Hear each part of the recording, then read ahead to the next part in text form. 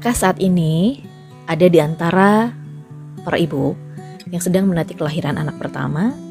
Sebentar lagi Anda akan memasuki babak baru dalam hidup, yaitu menjadi seorang ibu. Fase yang dinanti mungkin setelah penantian panjang dengan segala doa dan harapan. Ada kebahagiaan tapi juga cukup mendebarkan.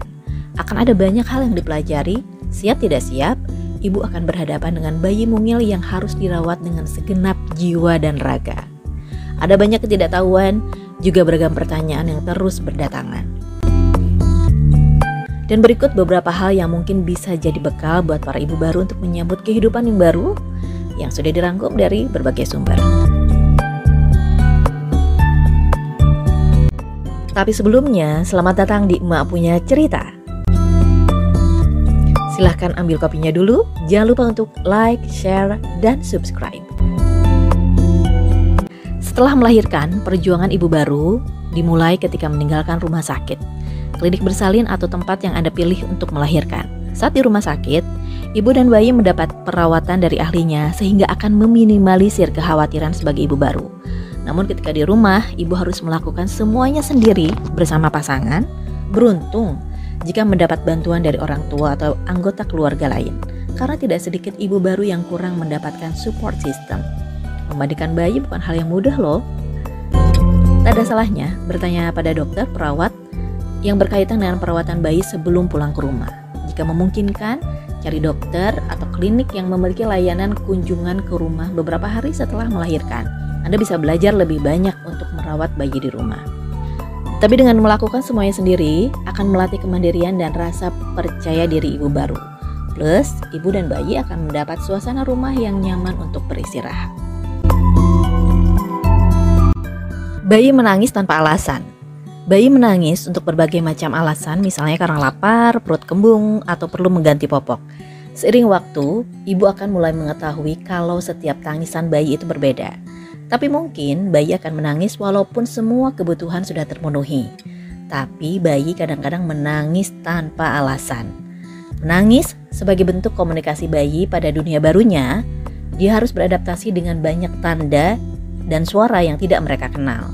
Mungkin bayi hanya mencari kenyamanan atau sedang bereksperimen dengan cara berkomunikasi mereka. Hal alami jika ibu merasa tidak nyaman dengan tangisan bayi yang memang tanpa alasan tersebut. Meskipun faktanya DNA ibu sudah disetting untuk memberikan perhatian penuh pada bayi apapun yang terjadi. Jika sudah melakukan banyak cara untuk membuat bayi nyaman, ambil nafas dan hadapi dengan tenang.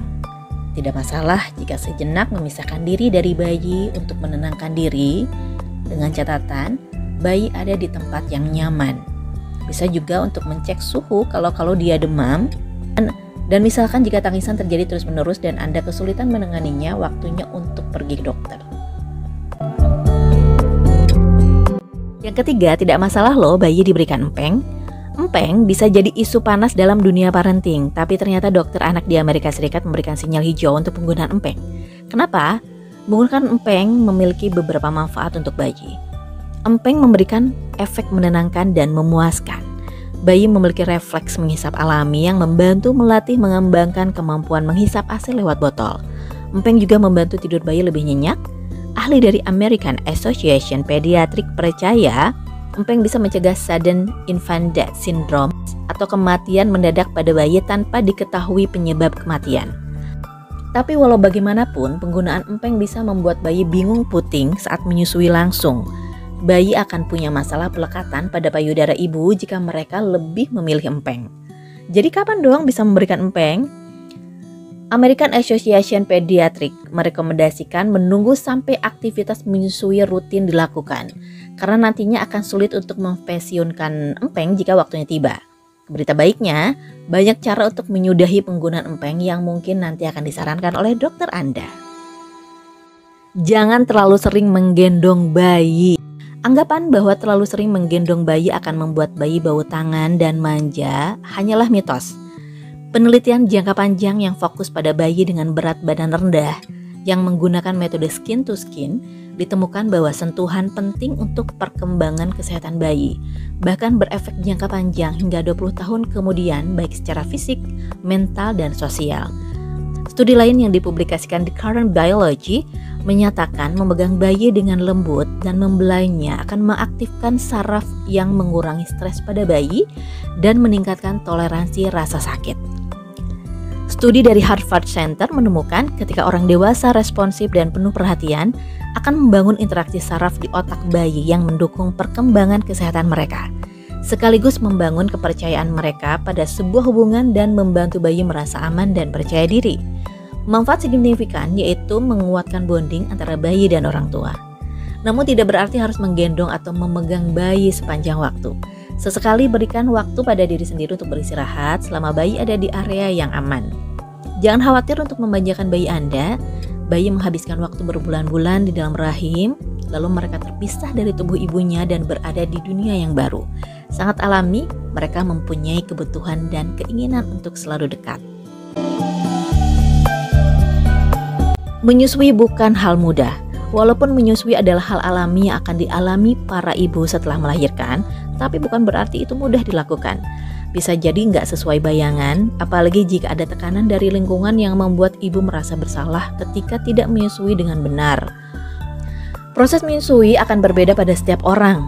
Walaupun kita tahu sangat besar manfaat menyusui, ada banyak variabel yang bisa jadi hambatan dan mungkin membuat ibu stres. Kadang-kadang, mulut bayi tidak melekat dengan benar pada payudara ibu, produksi ASI yang sedikit, ASI yang tidak keluar beberapa hari pertama bayi, bahkan untuk ibu lain, menyusui bisa sangat menyakitkan. Bekali informasi seputar menyusui agar ibu bisa paham dengan pilihan ibu untuk menyusui dan percaya diri.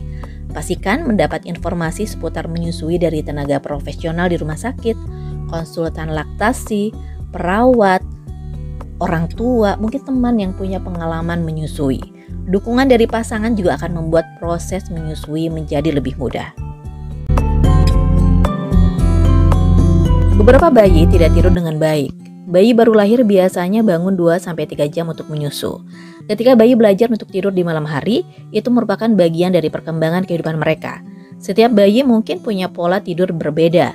Kadang-kadang ada faktor lain yang mempengaruhi tidur bayi seperti masalah makan bayi, refluks pada lambung, atau infeksi telinga. Tapi tidak selalu ada alasan yang jelas kenapa bayi tidak tidur dengan nyenyak sepanjang waktu. Sebagai orang dewasa, sulit untuk memahami kenapa bayi selalu bangun. Butuh usaha lebih untuk orang tua agar bayinya bisa tidur lebih nyenyak. Coba ubah ekspektasi dengan membuat proses tersebut normal, sembari ibu terus mengenalkan siang dan malam sebagai bagian dari bayi untuk beradaptasi dengan pola tidur umumnya orang dewasa.